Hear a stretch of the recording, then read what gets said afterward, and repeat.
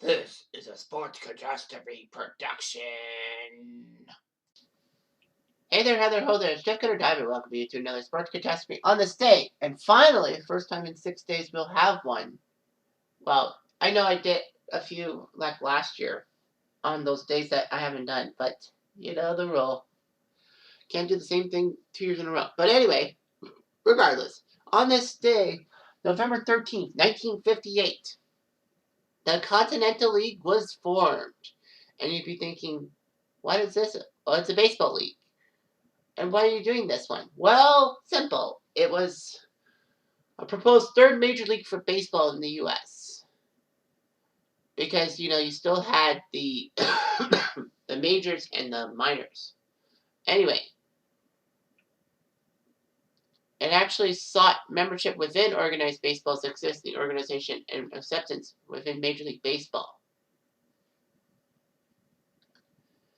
So anyway, this was proposed due to the fact that the city of New York lost two teams to outside cities. New York had three teams: Brooklyn, the New York Giants, and the New York Yankees.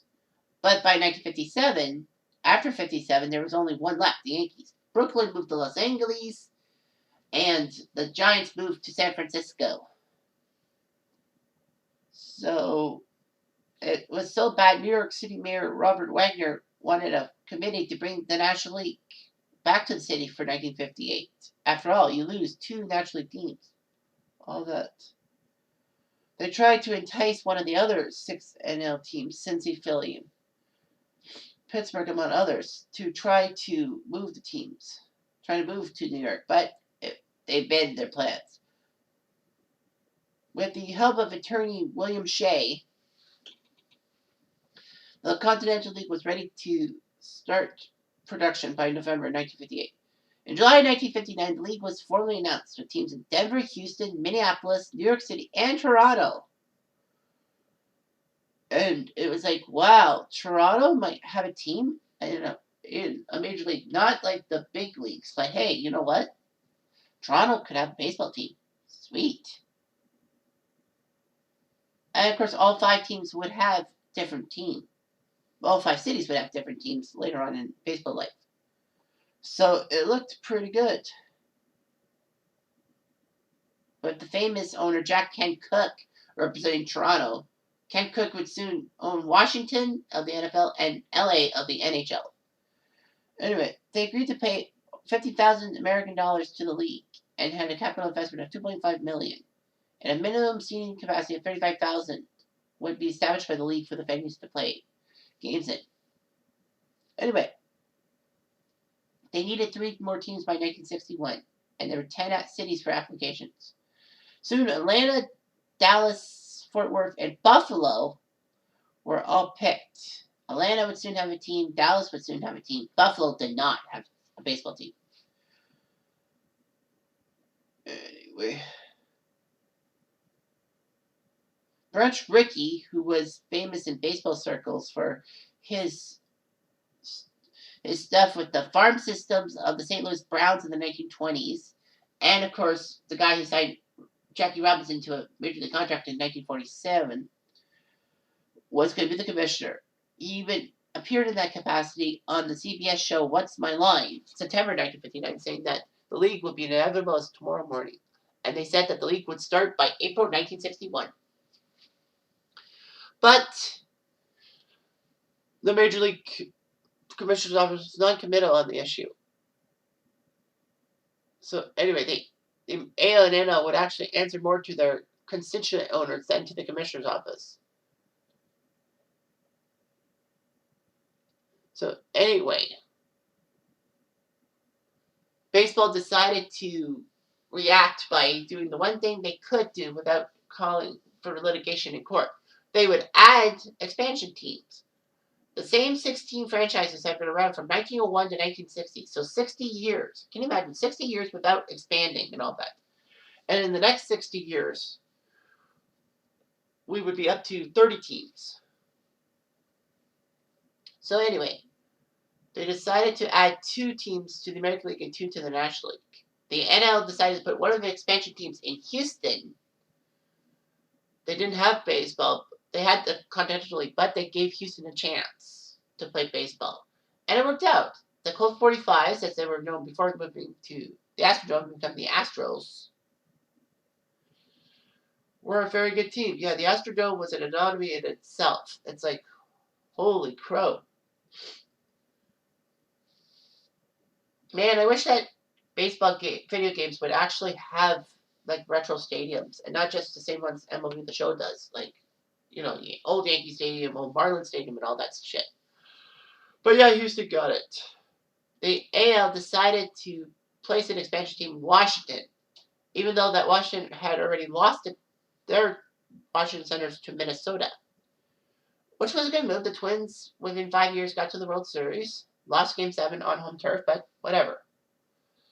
But the Washington Senators were going to come back. So Washington, the nation's capital, would still have baseball. They lost a team, but they picked up a team right off the bat. And Minneapolis, St. Paul were a Continental League city, so they decided to put a team in Minnesota. The AL's second expansion team would be in Los Angeles for the Angels, giving the American League a West Coast team, kind of like the National League with the West Coast. Of course, there would be a little bit of an issue because with only one team on the West Coast in the American League, it would be a one-and-done West Coast trip.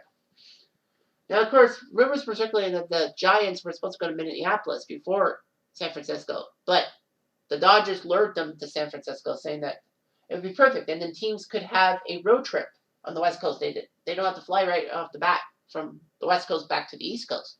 They can play 6 games or something like that.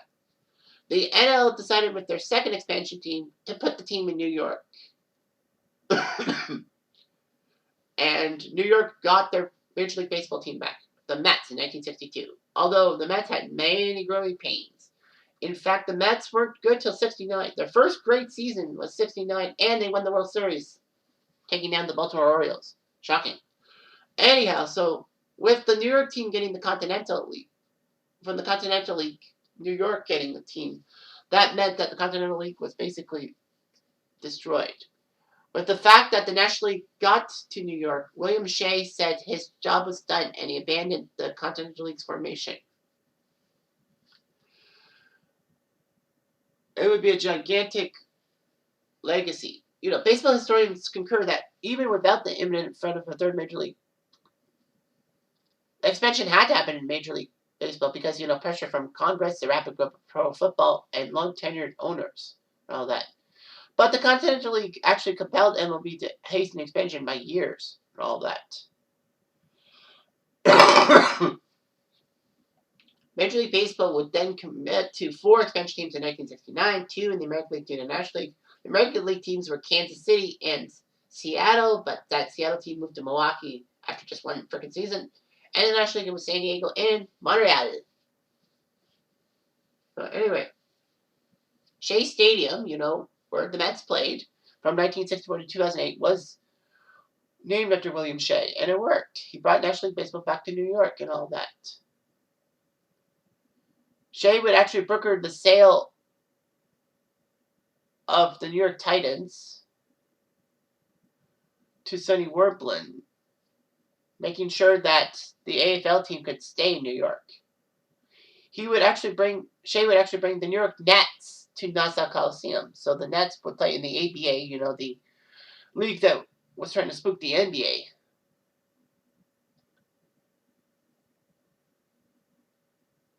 And, Shea was helping the mergers of the NFL and AFL and the NBA and ABA. And he did not want a World Hockey Association team on Long Island, so he lobbied the NHL for a franchise. And the Islanders got their franchise. So, of the 8 proposed Continental League cities, all but one got relocated/expansion teams. Minneapolis got the old Senators, turned them to Twins in 1961. Houston and New York, 1962. Atlanta got the Braves in 1966. Dallas-Fort Worth got the second Washington Senators and made them the Texas Rangers. Toronto got a team in 1977 via expansion, and Denver got a team in 93 by expansion. Buffalo kept trying, but they failed. But they are the AAA affiliate of my beloved Toronto Blue Jays, and Buffalo did play host to some MLB games because Toronto had the cross-border issue of the pandemic. So, in a sense, the Continental League actually was successful. I know it didn't play seasons like the ABA, the WHA, and the AFL, but it still worked. Baseball got spooked and made the expansion franchises. Hey, when you scare someone to actually do something good in the world, it's worth it. Anyway, I'm Jeff Diamond. I do.